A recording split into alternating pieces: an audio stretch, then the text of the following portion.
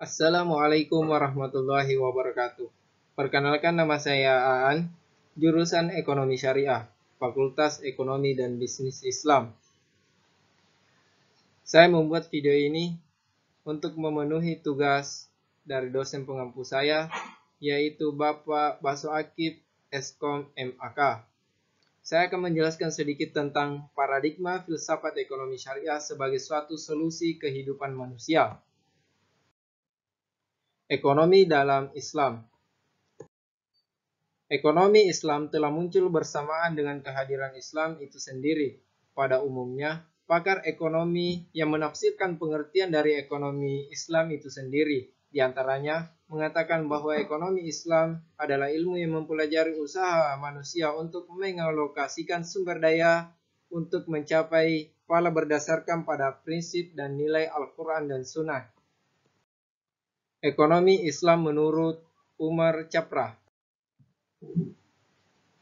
yaitu ekonomi Islam adalah satu cabang ilmu pengetahuan yang membantu mewujudkan kesejahteraan manusia melalui alokasi dan distribusi sumber daya yang langka tanpa mengekang kebebasan individu secara berlebihan, yang dapat menimbulkan ketidakseimbangan makroekonomi.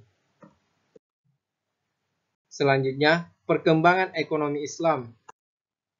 Perkembangan ekonomi Islam tidak serta-merta tumbuh berkembang secara pesat, tetapi melalui berbagai tahapan sejak awal hingga kebekuan. Sejumlah negara Muslim secara jujur tengah mempertimbangkan reformasi sistem perbankan dan keuangan mereka sesuai dengan ajaran Islam. Selanjutnya, perbedaan dasar ekonomi Islam dan ekonomi konvensional. 1. Sumber. Sebagai sebuah agama yang melingkupi segala hal, sumbernya berdasarkan sumber yang mutlak, yaitu Al-Quran dan Sunnah. Yang kedua, tujuan kehidupan. Tujuan ekonomi Islam membawa kepada konsep kebahagiaan. Dalam konteks kehidupan dunia, kebahagiaan mencakup 3 pengertian, yaitu kelangsungan hidup, kebebasan berkeinginan, serta kekuatan dan kehormatan. Yang ketiga, konsep harta sebagai wasilah.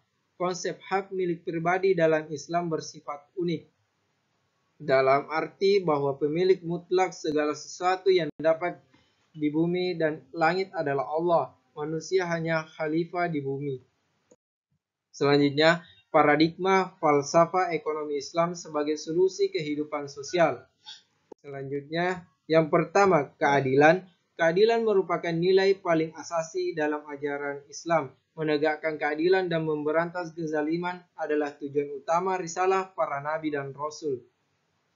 Yang kedua, makna khilafah dapat dijabarkan dalam tanggung jawab berperilaku ekonomi dengan benar, mewujudkan kemaslahatan publik ataupun tanggung jawab, perbaikan kesejahteraan setiap individu.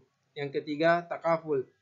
7 alasan yang membuat ilmu ekonomi Islam sangat diperlukan, di antaranya kepentingan ideologi imperatif, kepentingan ekonomi imperatif, kepentingan sosial imperatif, kepentingan moral dan etikal imperatif, kepentingan politikal imperatif, perspektif sejarah, historical perspektif, dan kepentingan internasional imperatif.